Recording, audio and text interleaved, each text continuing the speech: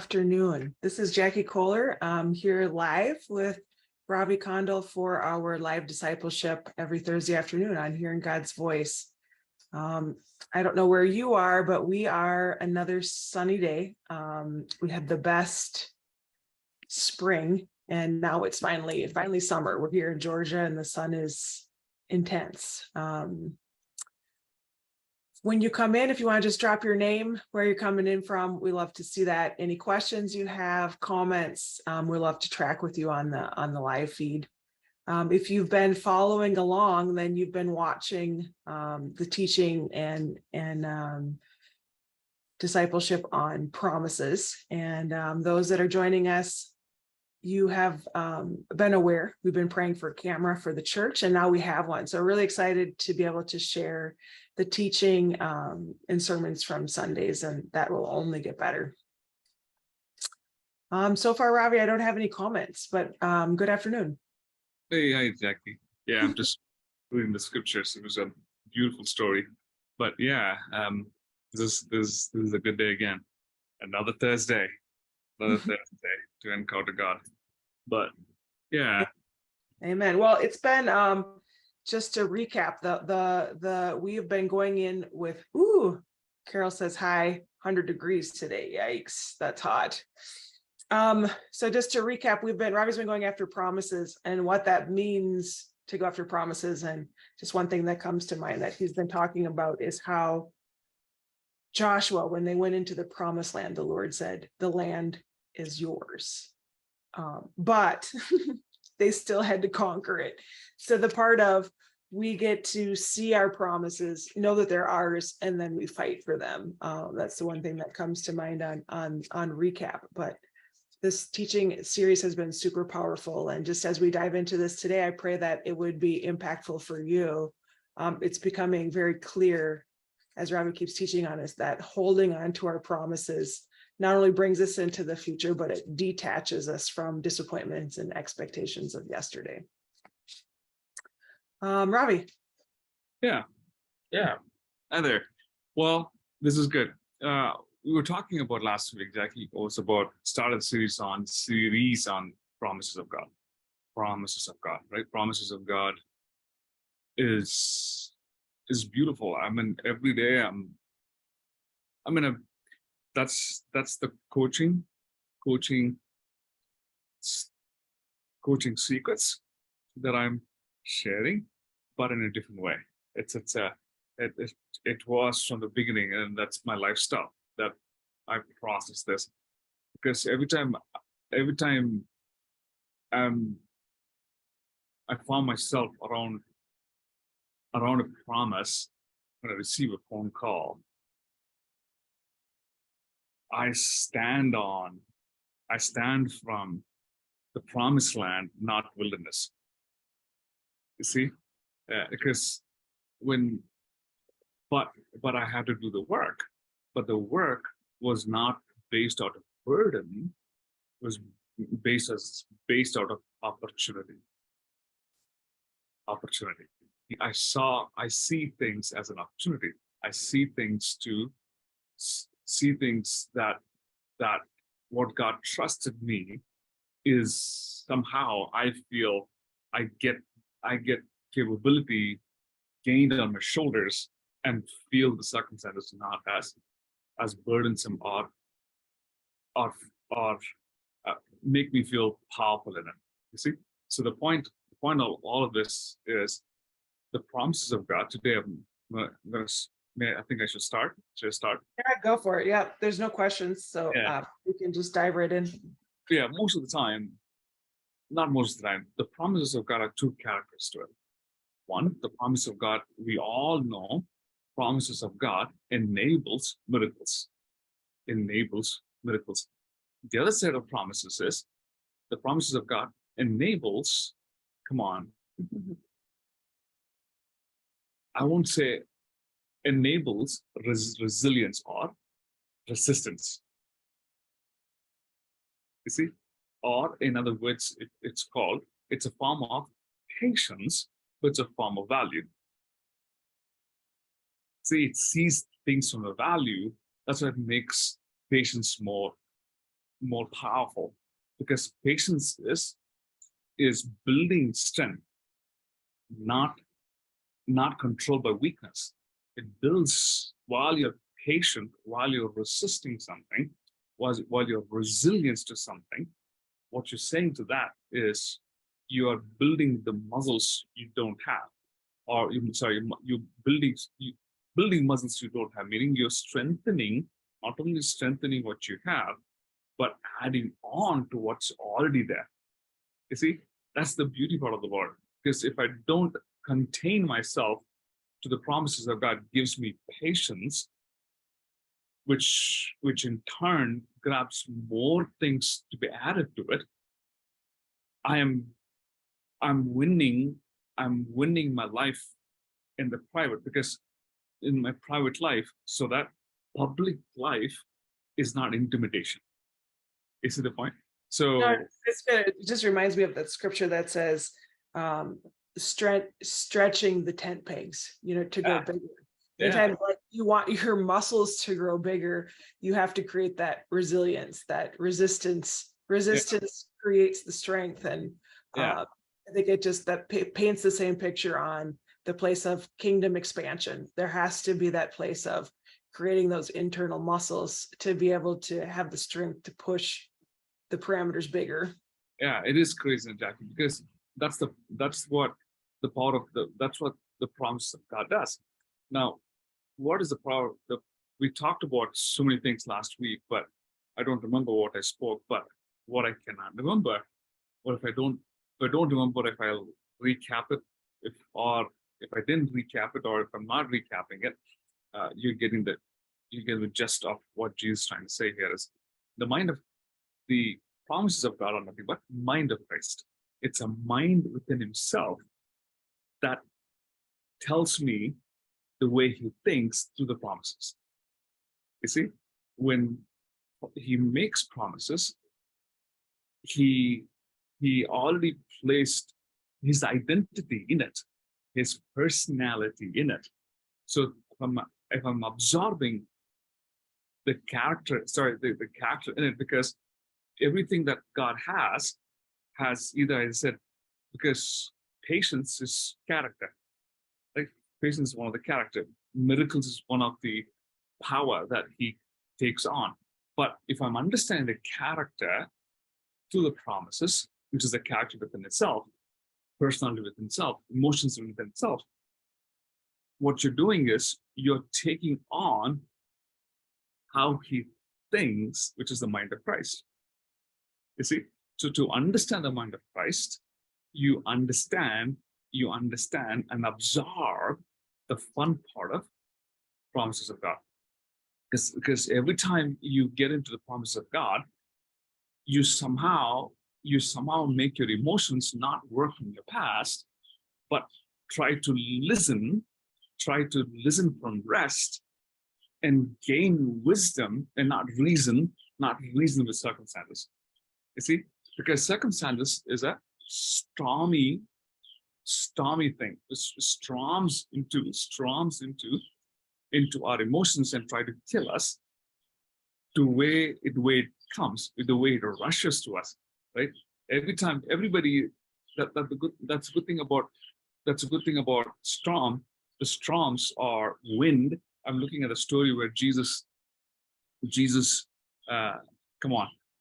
took his disciples from Canaan to, he was crossing the Sea of Galilee.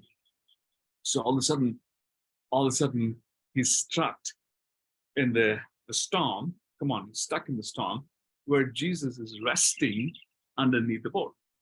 And I love that. I love that because I was there in Galilee, and I kind of saw a similar boat where there is a resting place under the boat. It's this beautiful boat made by wood, made by that time age, how they make it. So, but while he was sleeping underneath, without meaning, the others who were disciples, who were the ones who were struck by the storm, didn't know what to do, but came down to where Jesus is, woke him up, anxiously to have him, come on, to have him escape them to where they are. It's the point. The point is, they didn't know until then, they didn't know Jesus has power. Peter came down. Peter came. I think I don't want to go outside the promise. Outside, I'm trying to say, Peter came down, not knowing that Jesus is going to speak over the water and the wind. He didn't know. The reason he came down, asking Jesus, wanting to ask Jesus, what to help or to to help them out, to be up there while everybody's freaking out. And why is Jesus resting? Come on, I'm making sense, because Right. Well, just to recap what you're saying the example is Jesus. So Jesus understood the promises. He lived in the promises because he understood fully God's promise over his life, which is what you're talking about, right? You're talking, when you're saying you want us to have the thoughts of God, you're talking about having a mentality that's 100% all the time, partnering my thoughts and emotions to my promises in God, which is I have a hope, I have a future, all of the promises, not just destiny kind of words or related things. You're talking about all of the promises, which his peace is available, his hope is available, his joy is available. So Jesus understood how to live in that fully. So in the midst of circumstances that look like death and a raging storm, he was able to take nap because he had peace. And that's what the disciples couldn't understand, what that peace was, right? So you're talking about when circumstances come, we all face them. When challenging circumstances come, it wants to take us out of peace. It wants us to put us in turmoil. Well, it doesn't want to take us to peace. It wants us to join their anxiety. Right. That's what I said. Circumstances. Yeah. Without promise wants to take us to the negative emotions. That's what Peter did. He came down rushing and saying, well, what are you doing here? Come up and help us to take the water out. He was wanting Jesus to come upstairs and join the anxiety party. Which is called worldly wisdom. Yeah. The water's coming in. Wisdom says you need a bucket. You need to panic with us. Become frantic with us. Yeah. You look at every critic that you live with. When things go, when they're offended, what do? They critique others. Right? They critique others. They bring down others. They speak words that says things that they are not, but they'll still speak. Right? They don't mean it by saying, but they never thought they would say those things, but they would say it. Why? What happens when we live outside the promises of God is that's a major problem in this culture, or in any culture, is when we don't live out of the promises of God, we live absolutely out of fear, but that makes us feel not worthy. We self-criticize our own ability, but not to choose to live out of faith. You see the point? When we live out of self-criticizing, my position in God, or remind me my promises of God in me, the more I self-criticize me, I'm bound to criticize others also. Right. Well, in that place, you are saying that God's promises aren't true because you're removing them over yourself. Exactly. According to James, somewhere in James chapter 3, I believe, he talks about that as reasoning. Sometimes what happens is wisdom can be criticizing may look like wisdom to others. James chapter 3, verse chapter 3, verse 13. 13, who is wise and understanding among you? Let him show by good conduct, and his works are done in the meekness of wisdom. Verse 14, verse 15, the wisdom does not descend from above. Meaning, in all of this, look at all the,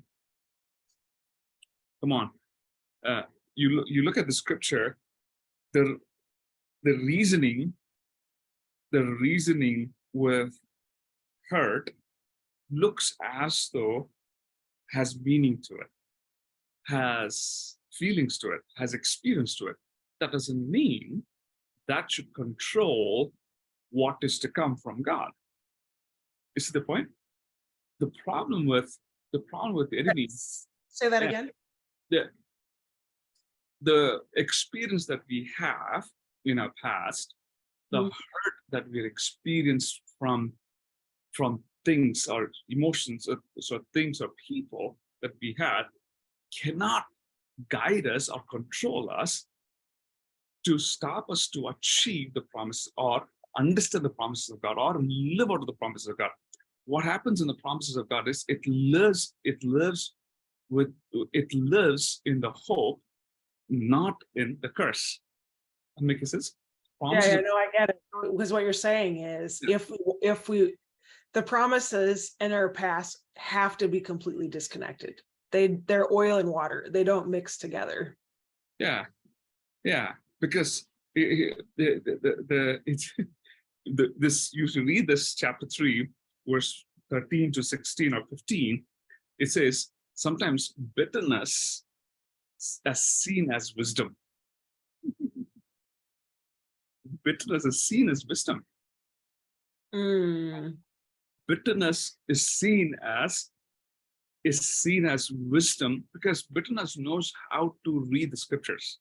I like how it says it in there. Such wisdom, quote unquote, does not come from heaven, but is earthly, unspiritual, demonic. Right. That's the worldly wisdom. Yeah. Bitterness is nothing but, Bible says here, verse 14, bitterness is in envy. Bitterness is nothing but jealousy. So if I'm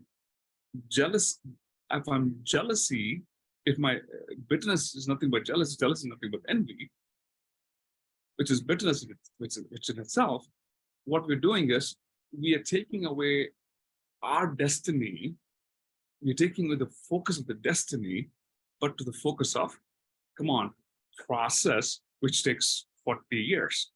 You see?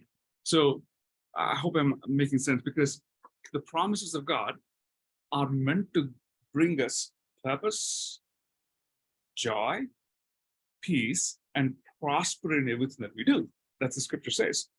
What does that do? It gives us influence. It gives us the position that I don't deserve. I didn't work for it, but it gives us place where I sit among my enemies and train them to where they're supposed to be. I become a coach to my enemies. I become the coach to people who I never worked to come into that space, but promises allow me to sit. How? Because as a believer, I've engaged the promises in the middle of all the storms that comes against me, which is the noises, which is the voices that I get to hear. That's a distinction between the promises that cannot be sustained by, that cannot be cooperating with the voices of the world, which is the bitterness of this time.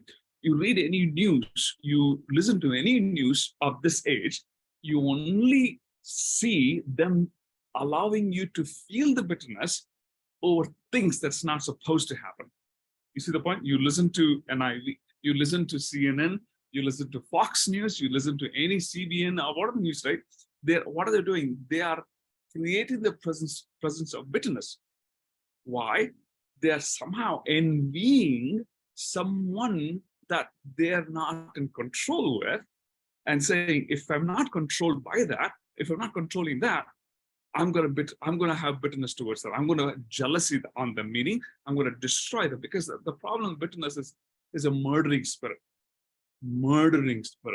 But the promises of God brings life that we cannot obtain it. It is a grace that's been given to us because the promise is where we live.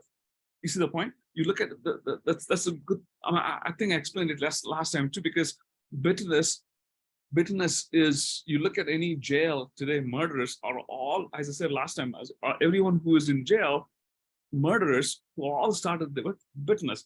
Bitterness made them kill people. Bitterness made them do things that isolated them as a punishment. But here, if I connect to the promises of God, I'm isolating to the abundance of God, maturity of God, connecting to so many people who think to where I'm going from. Come on. That's what I like about when I see people with so much of wisdom. It's so much of promises to them, even though their lifestyles are not absolutely tied up to the promises of God, but the promises of God somehow knows how to bring them to the isolation of God and break their habits, their emotions, their lifestyles, so that promises gives them the character. Now, this is crazy. So when the first thing that I understood in the story of Peter running them is, number one, he wanted Jesus to partake in their voices of their own. You see, Peter wanted him to agree to the voices. Come on. Peter wanted Jesus to agree into the voices. Why Jesus did not give them what they were asking for is, or he did not align them, rather than he scolded them. He scolded them. Why did he scold them? He scolded because they woke him up to be like them. They woke them up to think like them. They woke them up to think how a fisherman should be thinking from. Like every single time when we log in into the promises, that promises, that character we hold, that thing that we do makes anxious people judge me because they don't see what God is trying to do in them. You see, because that's the Bible says, though your parents live, though things live, though you leave everything for me, which is my belief in you, it's going to happen because they won't understand what you're running after. You see the point? It's because the promises of God, what it does is it teaches me the character. It teaches me patience, but it teaches me the character to understand. Come on, this is what I like about understand what is in the future and how I can partake the future and make the future happen now with a team that makes Jesus make me come together, because promises never works together, never works alone. Bitterness does. I just want to go back to one thing you said, that the character of promise, it takes down anxious people. So the one thought that comes to mind is, initially it's disruptive. It disrupts, right? And you're connecting to things in the future, related to all kinds of things, right? Technology, future developments, future finances, future resources. But for a moment, it disrupts. But ultimately, at the end, I mean, even as this scripture is popping out at me, in the end, it brings peace, right? Because you're disrupting for a moment to bring about something much greater. Yeah, that's what happens, Anna. So what's the difference between promises and, come on, promises and bitterness is always self-seeking. Self-seeking, what is that I could get rather than self? Because anytime you live out of promises, you're allowing others to grow through what you bring in, so that when they grow, I grow. You see? So that's the promises. The benefit of the promises is it takes my selfishness out of reasoning with the past, reasoning with where I fell into. That's one thing I don't like what God does. He takes me back to where I fell, so that I can show who I've become. Am I making sense? Well, yeah, because you're talking about the promises bring out the security of who you are in Christ. Mm-hmm. And that is dead to self, so that God can be alive. And in that place, you can serve anybody, because ultimately Jesus showed what does servant leadership look like. And that's continually laying oneself down. We think of leadership a little differently. We think of growth differently, but in God's eyes, it looks like this. It looks like being laid down and knowing where your security is. Yeah, because self-seeking is control. Self-seeking is, I want to control. Right. Bitterness is, why not me? You see, well, why is this all happening to me alone, not to others? Bitterness. And self-seeking is, I want to be in control. I'm going to do anything to make that happen, self-seeking. But that is opposite to a character, sow the seed, reap the blessing. Self-seeking is, it steals what's out there. It steals the fruit. But the problem is, the problem in stealing the fruit is, you drive very fast and come back to the same place you came from, that you went to steal it. And when you come back to the same place where you came from, what do? You become dry. You become drier than before. But with Jesus, when I learn to surrender myself in the promises, and I learn to surrender the promises of God, come on, what happens there is, you grow from glory to faith, faith to leadership, glory to faith. Glory. Yes, because leadership has to have faith in the glory, meaning leadership has to have testimony of faith, and this is beautiful, and the power of the glory, because glory is God's confidence in me. See, so a question here is, yes. So how do I? I just make sure I got that. You said glory to faith, yes. Faith to leadership, leadership to authority. Yes, that's a good one. I didn't say it, but I like that, because leadership always comes with authority. Good point. Because with authority, what happens in authority is you live out of character and power. That's a promise. That's the other word of promises. So when you live out of promise, which is authority, you live out of miracles and patience, right? So in I hope I'm making sense to anybody who's listening to me. Somebody say something. I hope it makes sense, because if this is understood, we are running anxiety to its place where it's coming from. Now, please understand, anxiety will lead us to bitterness. Bitterness will lead us to, self-seeking. Just the nurturing spirit of control. But if I learn and live in the promises of God. Any promises of God in me. What right now I'm going into the second point. What happens, what does the promises of God do?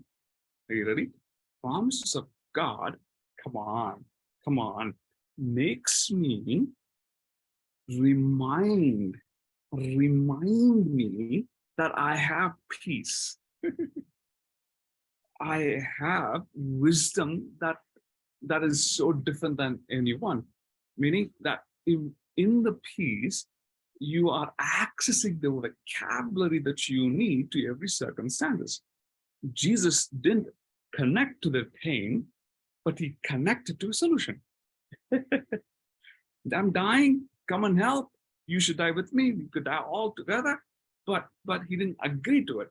Rather, he had a different solution to say, look at this. Look at this. The water listens to him. The wind listens to him. So to me, the promises forces the emotions to rest in peace and go search for vocabulary to make the wind and the water work for me. This is crazy. This is really crazy. I know a story. That's such a great example, because that's exactly what you're talking about in the realm of the supernatural. It says he laid the groundwork of what's actually available to us. You have a choice. You can choose wisdom, like the quote unquote wisdom, like the scripture talks about, from the world, which means getting buckets and has anxiety and fear, or the promises, which opens up the door to something much greater in the realms in the supernatural, and something that's outside of our scope of wisdom, that in the future promise. Seriously, because there's a story in 1 Samuel chapter 30, where 1 Samuel chapter 30, where David was in the Philistines' land and helping them to fight their enemies. Okay, it was in chapter. There's a story that story says he was helping Philistines, and he was running away from Saul and his camp.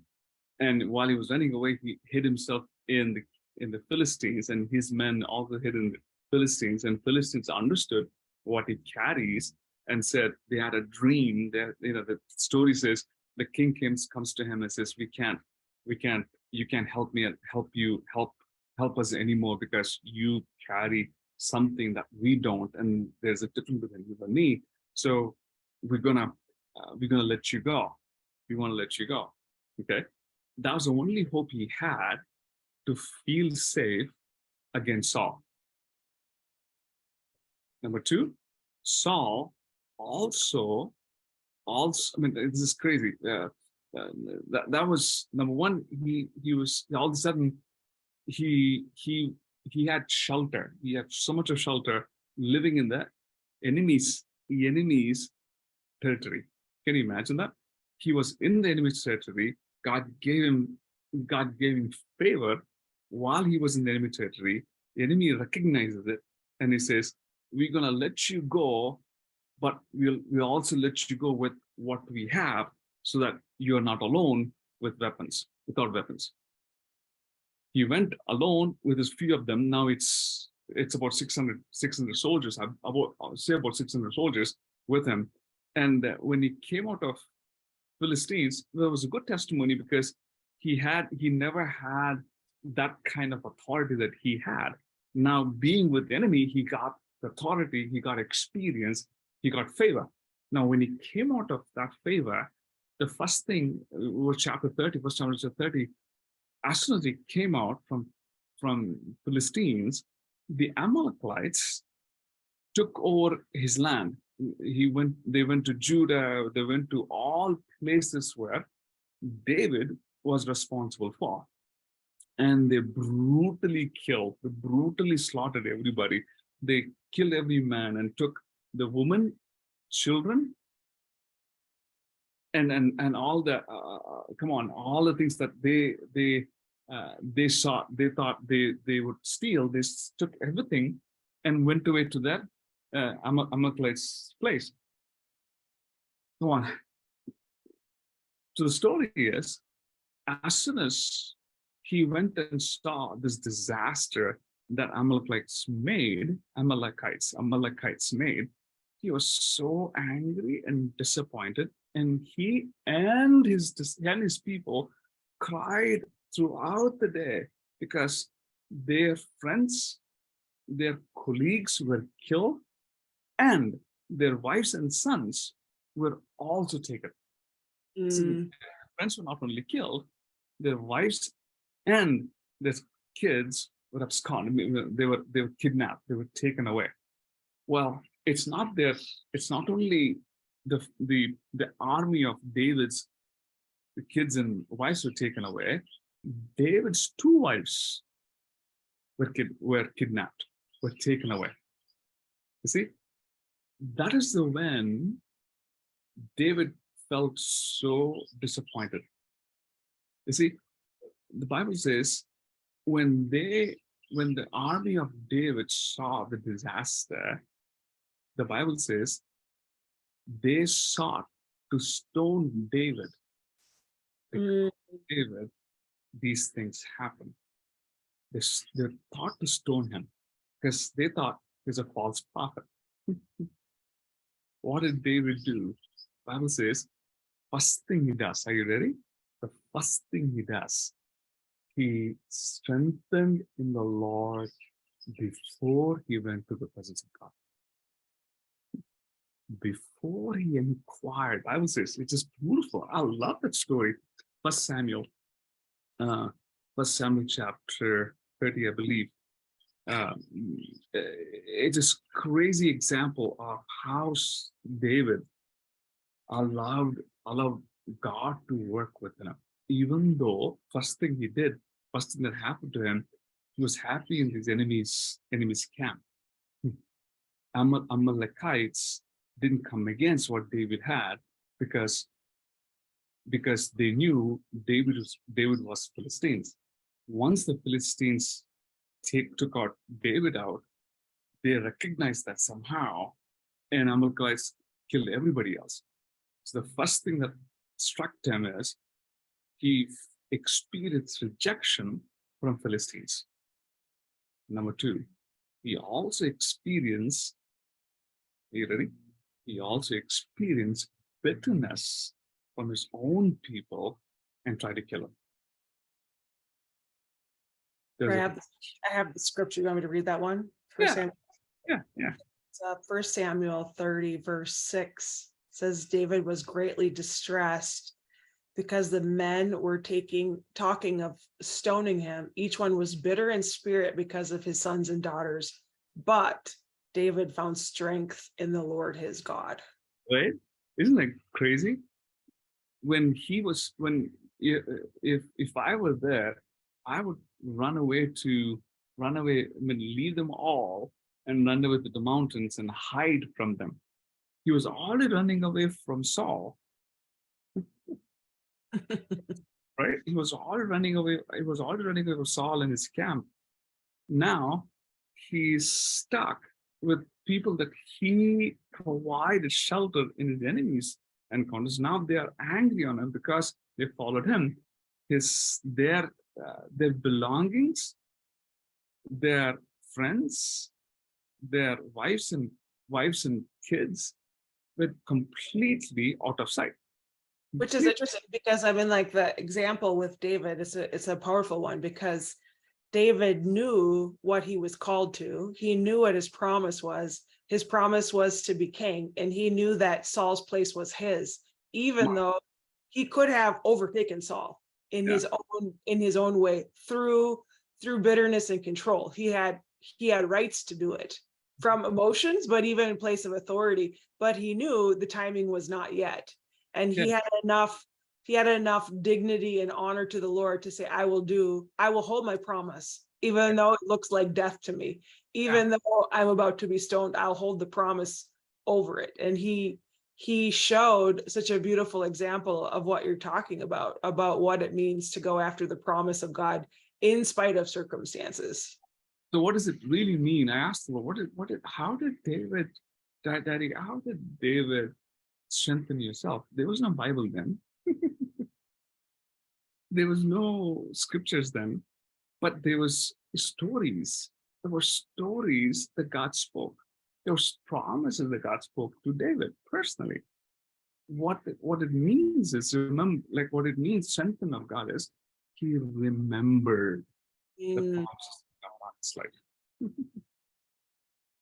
When you That's a huge secret, right? Strength. What to strengthen yourself in the Lord is. Strengthen yourself in the Lord is look at who God is. Look at who God is in you. That's right. Even though it's a choice, but he took that authority, saying, I'm going to strengthen. Remember the promise, meaning he forced the promises of God enter into his sphere. He pushed the promise of God come into his sphere so that his emotions of fear would not entertain the murderous spirit into his life. You see the point? Because when you understand bitterness, you run from fear to death. But with God, when you're strengthened, when you're strengthened in the Lord, that's the best part of who Jesus is. When I live in the presence of God, when I live out of promises, that is the doorway to hear God, hear God's solutions, hear God's way very clear, because promises is the entry place for clarity. It gives me a gratefulness heart. It gives me thankful mind. It gives me mercy emotions, merciful emotions. What does it do? Meaning, the promises of God is the entry. It enters me to clarity of the voice of God. I'll say this. I might open the cans of worms, and it might take 1 hour, 1 more hour for me to teach this. And I don't forget, almost forgot, and I'm thinking, anyways, maybe I forgot it. It's a beautiful point of what God was saying is, where was I? You were going to go into a new point. You were just talking about how hearing the focusing on the promises of God brings clarity to hear God's voice, and it brings mercy. It brings you into the heart of God. That's what you're talking about. I think you were going somewhere. No. Yeah, maybe God kidnapped that thought. Maybe if I say that, ooh, that's too. But so, I love how, I know one of the number one questions people ask you regularly is, how do I hear God more clearly? And I think that this is really putting practical places to what does it mean to hear God's voice. Let me say this because it's in my mind right now. All right, good. So here's what it does. When you're listening to the promises of God, when you glean and understand and meditate every single day, as Bible says, meditate meditate the promises of God in your heart. Meaning, meditate, bring promises so that you can feed who lives in your heart, called faith. Faith doesn't live in your mind, it lives in your heart. So meditating the promises of God feeds into the faith. What does faith do? Come on. This is where I'm going to shake your thoughts in a minute. What faith does is, it listens. Come on, are you ready? It listens. I'm saying this, Daddy. It listens to the meaning behind of what God said. If God says, when God says something, it's so big. But what the promises of God does is, it takes you to the attachment, or it takes me to the meaning of why God said that, for who God said that, where is He really taking me to where I need to be? There's always deeper meaning to what God says. It's a meaning. Oh my goodness, there's He says, I will free you, but I'll give you the land, all that is beautiful. But behind it is, He's not just doing this for me, dude. He's doing this for my 10 generations that is going to come, even though I'm doing this for me, even though He's doing this for me, even though He's giving me the land that I don't deserve. He's giving me that land, not just for me, for my generations yet to come. He's giving me You're talking about promises when they become our focal point, that it makes us more discerning, more rich in the spirit, because we're able to pick up deeper things in a more profound understanding. And again, it's that not self-focus. So now I'm getting the deeper, profound things for the people around me, for my community, for the bigger picture. It's the promises. What promises does is, it not only saves you, it'll save everyone you bring into. I'll repeat this again. When Joshua promised, what's the name? The lady who allowed the spice. What's the name? The prostitute, or yeah, I'm blanking on her name. I know you're talking about. She's the one who saved them. Yeah. If somebody knows what I'm talking about, let me know. My brain is like full function of revelations right here. It's beautiful because what she did is, she saved the promise. She protected the promise that was not supposed to be killed by the enemy. Rahab, that's who it was.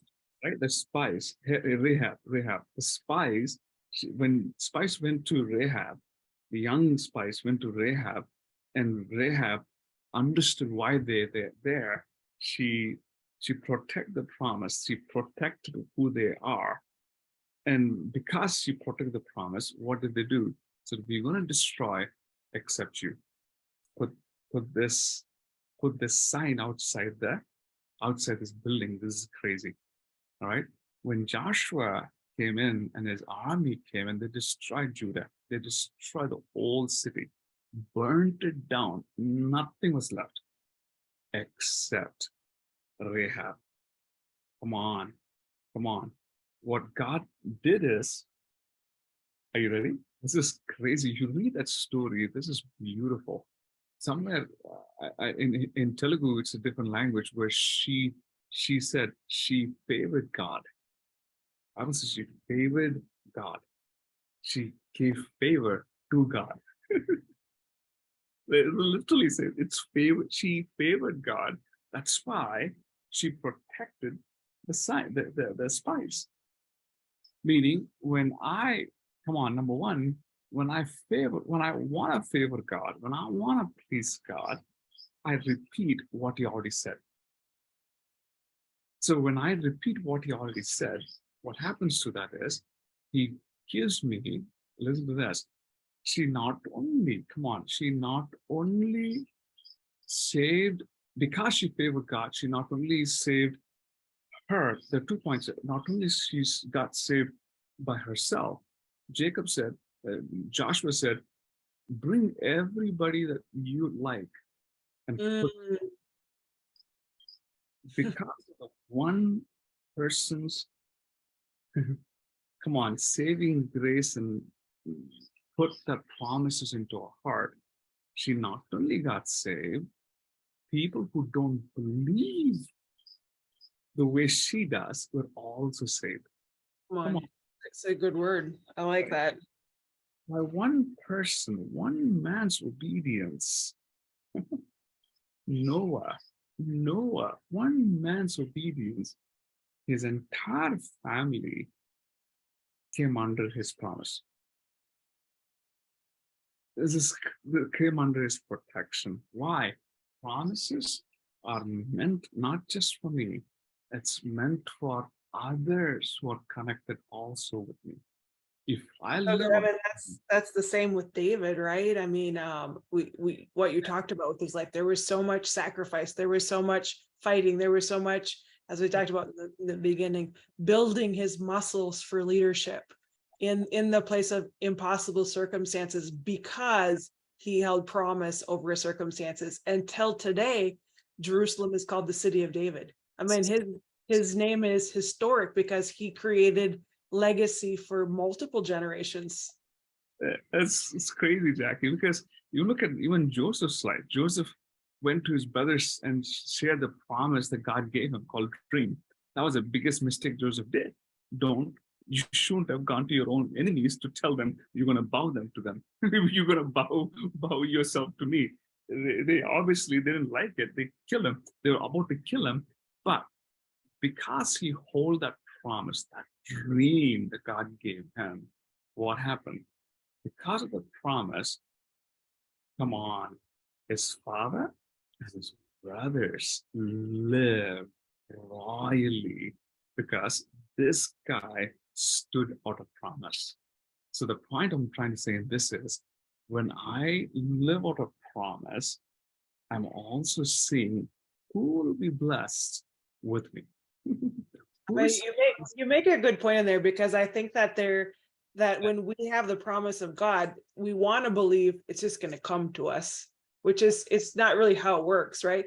So I think that the commonality in all of these promises is that there is a fight, that there is a place of it being disruptive. Yeah. Joshua Joseph speaking out his promise was disruptive.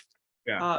There's a place of having to fight for those things, knowing that the promises will come forth. It does. It does. That's what David did. He was rejected by Philistines. He was rejected by his own people who tried to kill him.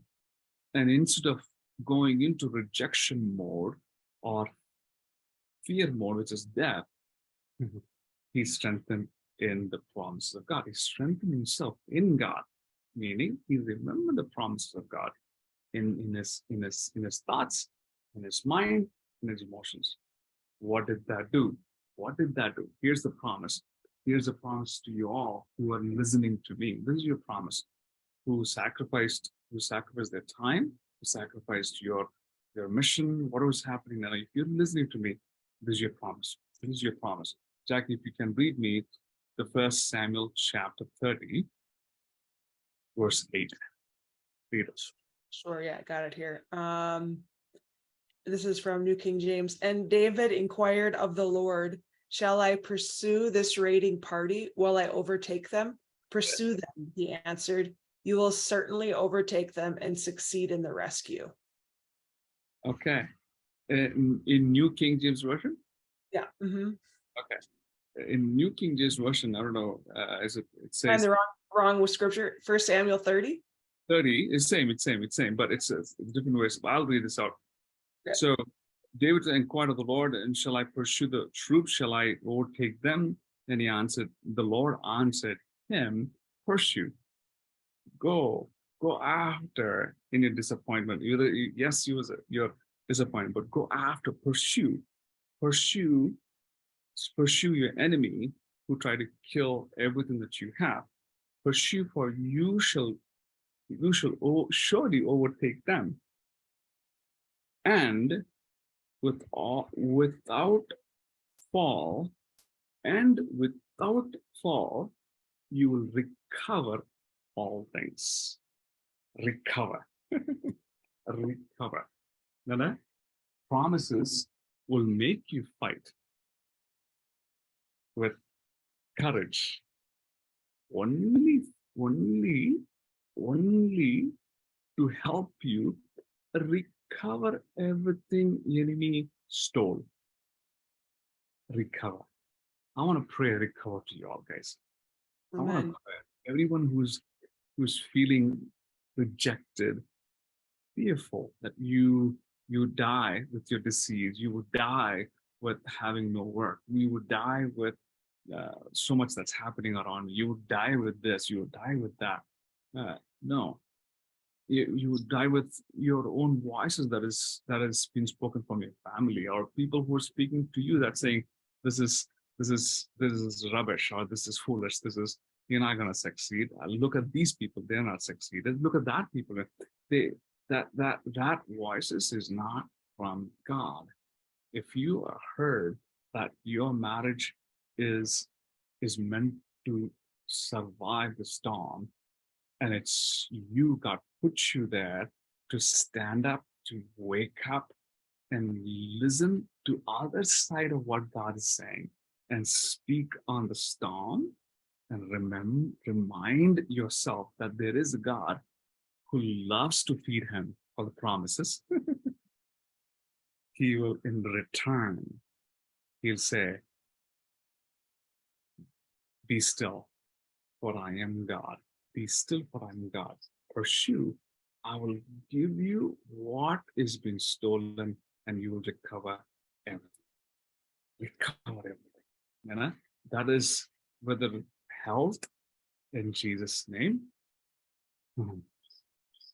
Somebody here who's struggling, somebody here who's listening, who's going to listen, who's struggling corona, your return to full health is happening now. Someone who is struggling the mental disorder, being so much of mental people who are constantly falling with the trap of so much of anxiety. I believe you're recovered by not having anxiety anymore. Anyone who wants, I want to talk to somebody who's addicted to substance of any kind, who feel like my time is come, my time is there. I want to get healed from this obsession, the obsession of this substance. In Jesus' name, what enemy stole you from is recovered right now. All the joy is coming back, and never we would go back to where you came from. Today, that's healed today. That is getting healed today. Whatever emotional imbalance that you're suffering with, that is coming back to where it's supposed to be called the joy of the Lord. Joy of the Lord. David, the Bible says David not only recovered everybody's, he recovered everyone, his wives, his stolen things, food, this and that, but he also recovered extra. Who wants extra? Say hi. Hi. Amen. Come on. He took, when he came against the enemy and who stole everything from him, and he went back to the camp. This is crazy, because the story says he found this is beautiful. My point in saying all this today, God's going to find you somebody. If you read that, I want everybody to read that story. I think it's First Samuel chapter 30. He found somebody who know the secrets of the enemy. He found someone. He found an idea. He found one person. He found one influence. He found one favor. He found, come on. He found healing. He found this. He found that. Meaning, when God wants to encounter and give you what you want to recover, will always give you an idea, always give you an influence, always give you a star to lead you from. Come on. Today, number one, the promises is you're going to recover. The second thing is God's going to give you the strength, someone to help you to go find where everything is stolen or hidden. You're not going to be alone in this, Jesus. You're not going to be alone in this journey. God's going to give you that person. God's going to give you that person. God's going to give you that idea. God's going to give you that phase or process, whatever that is, to someone who wants healing that's happened today, that one thing that you are asking for. So if it's you, I want to pray for you. If it's you, I want to pray for you. I want to pray for you. I want to pray that everything that has oppressed you, that one thing that you're asking for is today's available. It's available now. It's available now. All right, let's pray. Let's pray.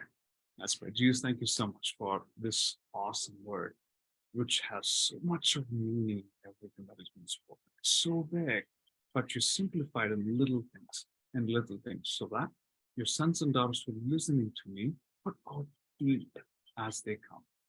Would go deep to understand the lifestyle of the promises of God. Because the promises of God that covers everything with an influencer. Jesus, would you give that influencers into people who are asking for, whether it be healing, whether it be wisdom, or a person who has influence, to take them to where they're supposed to be. Jesus, we thank you for all the healing that you placed into them. Thank you, Daddy. Thank you, Jesus. As you used Joseph, as you used Potiphar to bring Joseph into authority, as you used, as you used Pharaoh for Joseph to make him the governor, show and bring everyone who's listening to me to an influencing character, influencing space. Thank you, Nana. I look forward to see you. We look forward to hear testimonies are going to come today out of this. In Jesus' name. Amen. Amen. That was super powerful. Thank you, Ravi. I believe that as people are listening, they're receiving. And this is a great encouragement in the midst of challenge, like David. The answer to the challenge to the promise is reminder of the more promises. And that's where the strength come from. So thank you for that beautiful word. Ravi did mention, hey, I want to talk to you. If that's resounds to you, he does do discovery calls where you can have a personal call with Ravi to chat, and you can book a call on the website, kingdomfoundations.org. There's a button right at the top that says free discovery call. You can book a call there. And as we've been sharing, we are going to be posting these teachings and other teachings from the church on the YouTube channel. You can just search Ravi's name, Ravi Kandal. So please, we welcome you to subscribe so you get those updates, and feel free to share that to a friend, invite them to this group so they too can receive. But that's all we have for today. Thank you guys so much for joining us live, and we will see you guys next week. Bye.